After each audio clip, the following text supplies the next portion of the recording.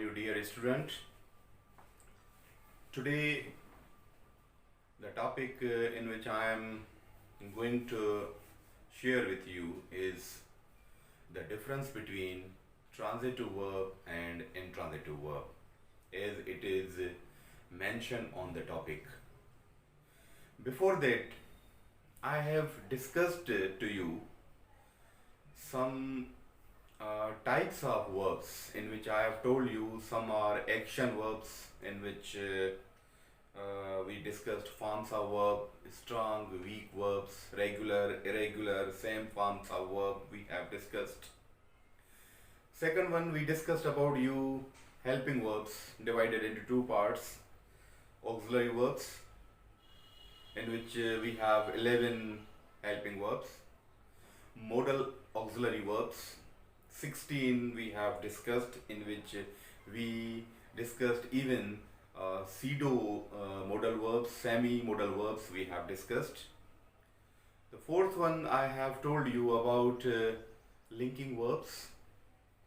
Fifth one I have told you about the verbs what we call to be verbs in which the sentences are made without action.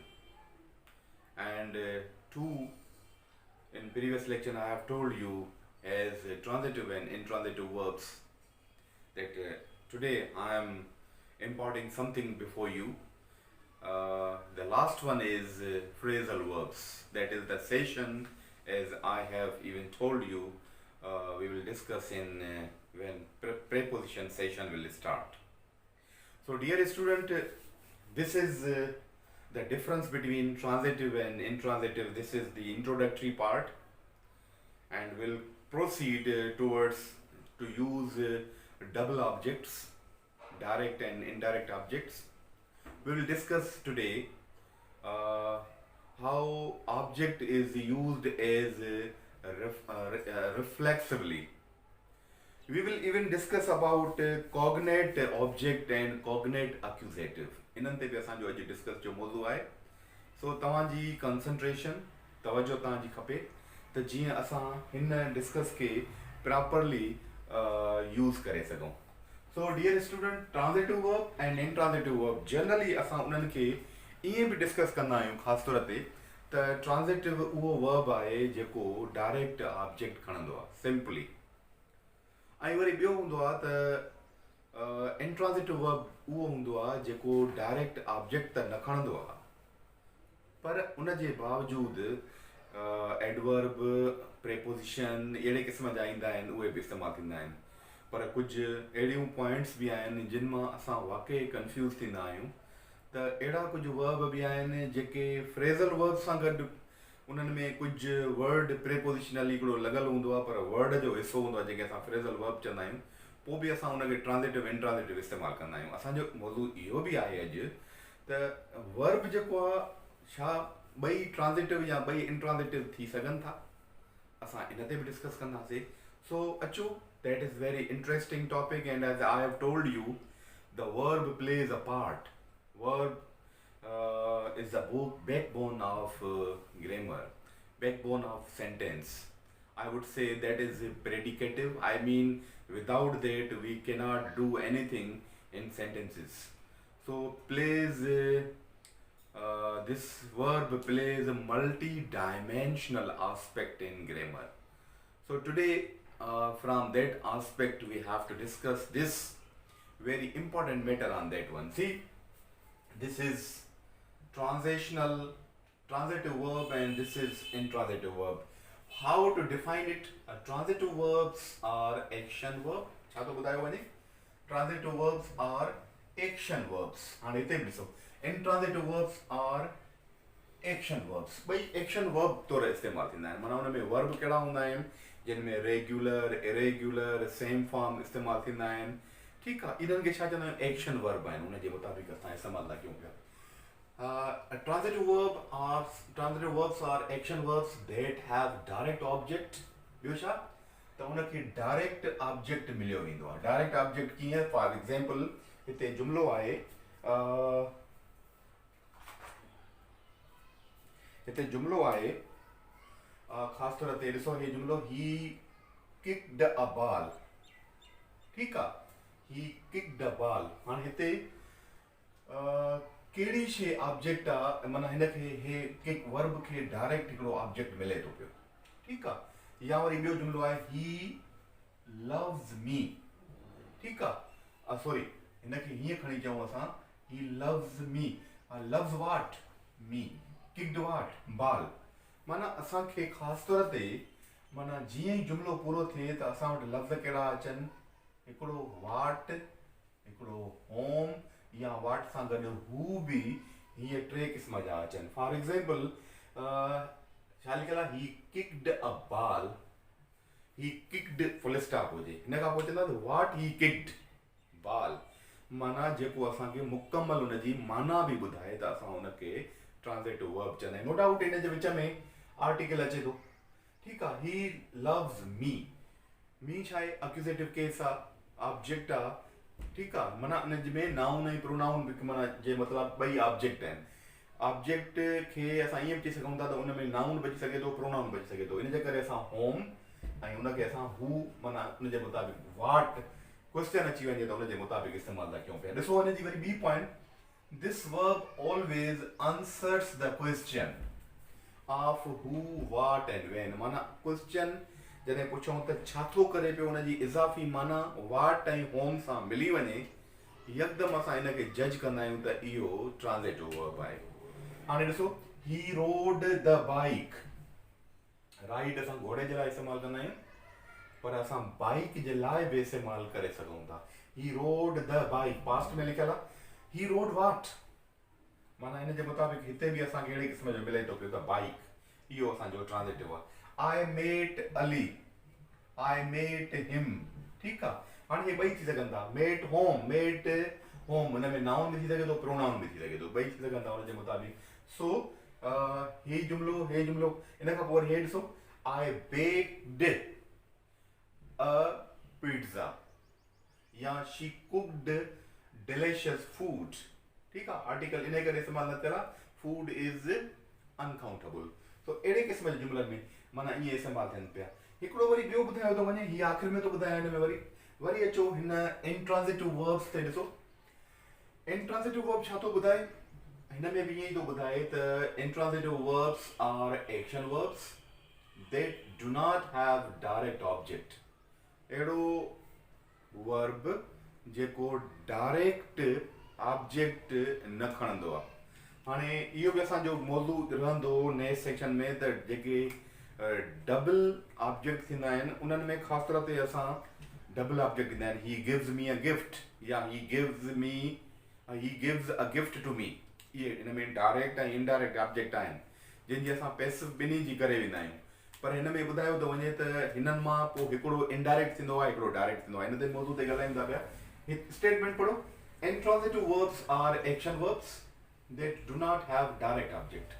हिननि जो माना direct object ते कमु माना जेकर अची वियो त उहो हुनजो माना इहो इंट्रांज़िटिव न हूंदो, उहो ट्रांज़िटिव हूंदो. हिन में आहे त हिन में डायरेक्ट ऑब्जेक्ट न हूंदो आहे, जीअं हिन में हुयो. हिनखे छा थो चए पियो, ॿियो पॉइंट ॿुधो, हीअ इंपॉर्टेंट आहे जेको असां प्रीवियस में पढ़ियासीं. टाइप्स ऑफ वर्ब में हिन में लिखियल आहे लिंकिंग वर्ब्स. लिंकिंग वर्ब्स कहिड़ा, he looks happy, the mango taste bitter, या medicine taste bitter, the rose smell sweet. ये आखिर में छा था अचनि पिया, इन्हनि में आखिर में ख़ासि तौर ते एडवर्ब्स, ख़ासि तौर ते माना एक्सटेंशन्स, ख़ासि तौर ते अहिड़ी क़िस्म जूं पॉइंटूं ईंदियूं आहिनि त पोइ असां हिन में इस्तेमालु था कयूं पिया. Point is that linking verbs are always intransitive. ठीकु आहे. जेके लिंकिंग वर्ब हूंदा आहिनि उहे हमेशह इंट्रांज़िटिव हूंदा आहिनि. ॿी पॉइंट वरी ॾिसो जेका हिन खां हिन जी अपोज़िट में अचे थी पई, intransitive verbs never answer the question who and what. जॾहिं छा या को जेको हिन में लिखियल हुयो, the verb always answer the question. छा who, what, whom. माना उन इहे पुछजंदो, उन जो जवाबु उन मां असांखे मिली वञे त उहो बि ट्रांज़िटिव आहे. माना उन में ऑब्जेक्ट आहे, अंडरस्टूड आहे, या बि सिंपल ॻाल्हि. हिन में छा थो थिए, intransitive verbs never answer the question who what. हिन जो हिकिड़ो मिसाल, ही ईट्स जेकॾहिं हुजे, ही ईट्स एन एप्पल.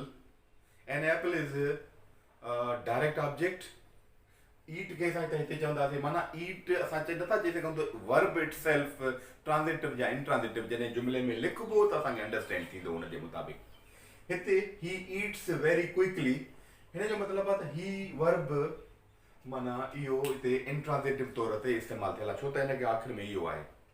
कॾहिं कॾहिं स्टूडेंट खे ईअं चयो वेंदो आहे त बाबा ईट जी पैसिव थींदी आहे, पोइ हिकिड़ो क्वेश्चन ज़हन में ईंदो आहे त इहो इंट्रांज़िटिव आहे या ट्रांज़िटिव आहे। जीअं गो जी चवंदा आहिनि पैसिव थींदी आहे, असां ॿुधाईंदा आहियूं बाबा इहो इंट्रांज़िटिव वर्ब आहे, इन जे करे हिनजी न थींदी आहे।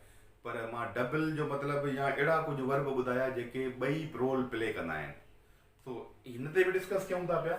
ईट पैसिव बि थींदी आहे, माना उन खां पोइ हिन जो इहो वर्ब जेको आहे इहो ट्रांज़िटिव बि आहे इंट्रांज़िटिव बि आहे। ही ईट्स, पर हिते जेको ही टर्म इस्तेमालु थियल आहे वेरी क्विकली, माना हिकिड़ो एडवर्ब तौरु इस्तेमालु थियल आहे, इन करे चवंदासीं त ही जेको हिते ईट इस्तेमालु थियल आहे इहो इंट्रांज़िटिव आहे। ॿियो ॾिसो, हाणे हे ॾिसो हिते I am looking for my keys, हाणे हिते आहे लुकिंग फॉर, हाणे इहो चवंदो त इहो ट्रांज़िटिव वर्ब, इन खां पोइ डायरेक्ट हिनखे पॉसेसिव खां पोइ ऑब्जेक्ट, माना हिनखे डायरेक्ट ऑब्जेक्ट चई सघूं था पिया। हिते ॾिसो वरी साॻियो ई इंट्रांज़िटिव, ही फ्रेज़ल इस्तेमालु थियल आहिनि, फ्रेज़ल वर्ब्स, हिते बि फ्रेज़ल वर्ब आहे, हिते बि इहो फ्रेज़ल वर्ब आहे, ये ॿई, ही बि फ्रेज़ल वर्ब आहे। लुकिंग फॉर तलाश करणु फ्रेज़ल वर्ब आहे, ग्रू अप फ्रेज़ल वर्ब आहे, पर फ्रेज़ल वर्ब बि ज़रूरी न आहे त उहे ट्रांज़िटिव या इंट्रांज़िटिव हुजनि। हिते ॾिसो आई ग्रू अप इन न्यूज़ीलैंड, हाणे इन न्यूज़ीलैंड हिते आहे त इन जो मतिलबु इहो ई आहे हिते त that is not a direct grew up what कोन थो ठहे पियो, ग्रू अप त माण्हू जी फिज़िकली मेंटली थींदी आहे। इन न्यूज़ीलैंड प्लेसिस ॿुधाई थी वञे, एडवर्बियल प्लेसिस ॿुधाई थी वञे, इन जे करे असां हिते हिनखे इंट्रांज़िटिव इस्तेमालु कंदासीं। ॿियो ॾिसो ही वॉक्स टू द पार्क, ही वॉक्स वॉट, जवाब ई नथो मिले पियो, इन जे करे ही वॉक हिते इंट्रांज़िटिव आहे।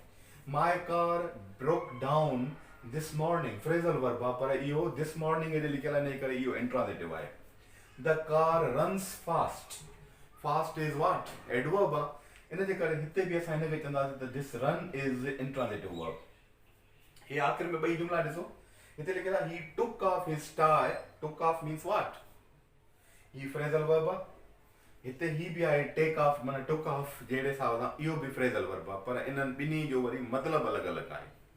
ही जेको आहे ही टुक ऑफ माना का गारमेंट जी शइ, माना लाइण, कपिड़ा, ग्लोव्स, केप, ठीकु आहे, टाई, ही टुक ऑफ हिज टाई, माना हिन जो पुट ऑन जो ऑपोजिट वर्ड आहे, एंटोनिम आहे, ही टुक ऑफ हिज tie when he got home.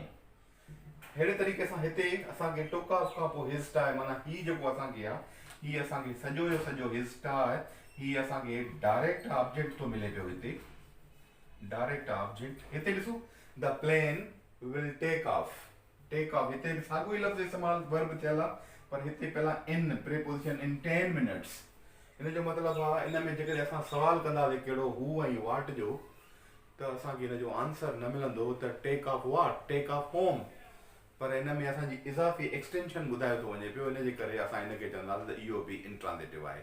अचो हाणे त ॾिसूं त इहे डबल ऑब्जेक्ट्स कीअं था इस्तेमालु थियनि पिया, उन खां पोइ हाउ ऑब्जेक्ट्स आर यूज़्ड एज रिफ्लेक्सिवली, उन ते कयूं, उन खां पोइ कॉग्नेट ऑब्जेक्ट्स कीअं हूंदा आहिनि ऐं कॉग्नेट अक्यूज़र्स कीअं हूंदा आहिनि, असां इन्हनि ते बि डिस्कस कयूं। More examples we have about transitive and intransitive to know how they are different from each other. Now see here, there's written the word verb stop and here is stop. How to identify from the both whether they are transitive or intransitive? He stopped the car. He stopped what? Answer is given, more information is there, that's why this stop is transitive. The man stopped suddenly. The man stopped what? There's no any answer there. There's no any information what stopped. That's why this word is intransitive word. So अहिड़े क़िस्म जा इहे sentences आहिनि, list ठहियल आहे, किताब तव्हां वटि मौजूदु आहिनि, तव्हां इन्हनि खे आइडेंटिफाई करे सघो था पिया, पर असांजो MCQ हिकिड़ो ईअं बची सघे थो पियो त हीउ जुमिलो जेको हिन में ही वर्ब आहे इहो ट्रांज़िटिव आहे या इंट्रांज़िटिव आहे, अहिड़े क़िस्म जो बि थी सघे थो पियो। So identify here, she spoke truth. She spoke loudly. हिते छा आहे? हिते एडवर्ब आहे, हिते नाउन आहे. आर्टिकल एब्स्ट्रैक्ट नाउन में न पवंदो आहे. She spoke truth, she spoke loudly. हिते एडवर्ब आहे. Adverb is there. Noun, I mean object is there. That's loudly is not object. इन जे मुताबिक़ वर्ब त साॻा आहिनि. हिन में बि आहे रुतबा boiled an egg. The water is boiling. Here there is no any extension object, but here direct object is given with article even. The boil here is transitive, here there is intransitive, right? Arish burnt his finger. His finger is direct object, that's why burn is transitive. He burnt with phrasal verb इस्तेमाल केला. He burnt with insult. ठीक है. बर्दाश्त करण. She begins her work. Transitive. The film begins 8:06 p.m. Time you know your object na hai. He walks the horse. He walks what? Horse. The horse walks. हिते इहो walk जेको आहे हिते intransitive आहे. Causative sense में भी इस्तेमाल थियनि था उन जे मुताबिक़. The boys fly their kites. Their kite object आहे, इन जे करे fly transitive आहे. Birds fly. इहो हिते माना fly कनि था, छा fly कनि था, adverb लिखी सघूं था हिते. But that fly is intransitive. The girl ran a needle into her finger. Ran a needle. Call needle लगी वञे हथ में. Into her finger है. Preposition बे इस्तेमाल थियल आहे पर ऑब्जेक्ट अॻियां आहे. हे ई जुमलो साॻो. The girl ran down the street. Ran down माना विधी रही. Ran down the street. तो हिते ran phrasal verb में इस्तेमाल तो थिए पियो. इहो असां intransitive चवंदासीं, ही असां हिनखे transitive चवंदासीं. पर ज़रूरी न आहे त हर phrasal verb जेको आहे इहो transitive हुजे या intransitive हुजे. असांखे उन जी निशानी आइडेंटिफिकेशन या ट्रिक असांखे चेक करणी हूंदी आहे. Hope so you have understood what transitive and intransitive verbs are. ही आहे intransitive verbs इस्तेमाल थियल आहिनि हिते जुमलनि में. पर intransitive में जेकॾहिं असां हिते preposition इस्तेमाल कंदासीं त स्ट्रक्चर हीअं थी वेंदी. Intransitive verb may be कहिड़ो may be turned into transitive verb if a preposition is used. जेकॾहिं असां इन्हनि verbs में preposition use कंदासीं त माना हे ॾिसो may be turned into transitive माना intransitive transitive में तब्दील थींदो. intransitive transitive में तब्दील थींदो जॾहिं हुन में असां preposition इस्तेमाल कंदासीं. हाणे इहे verb ॾिसो अहिड़े क़िस्म जा हूंदा आहिनि. She laughed at. preposition ज़रूरी खणणो हूंदो आहे. I laugh छा intransitive आहे पर laughed at ऑब्जेक्ट डायरेक्ट अची थो वञे. इन जे करे इहो हिते छा लफ़्ज़ इहो थी वियो हिते transitive थी वियो. transitive. I looked at the painting. हूअं look intransitive आहे. हे अची वियो त इहो बि असां वटि हिते transitive में ही बि इस्तेमाल थो थिए पियो. We talked about the film. talked about. ठीकु आहे. हूअं talk to हूंदो आहे, talk with हूंदो आहे. हिते पर इहो लफ़्ज़ talk about इस्तेमाल थिए त इहो लफ़्ज़ इस्तेमाल असां वटि बि इहो बि हिते transitive में इस्तेमाल थो थिए पियो. wish for इहो बि transitive में इस्तेमाल थो थिए पियो. ठीकु आहे. They wished for happiness. ऐं लास्ट वन आहे I have asked for permission. ठीकु आहे. इहो बि असांजो हिते transitive में इस्तेमाल थो थिए पियो.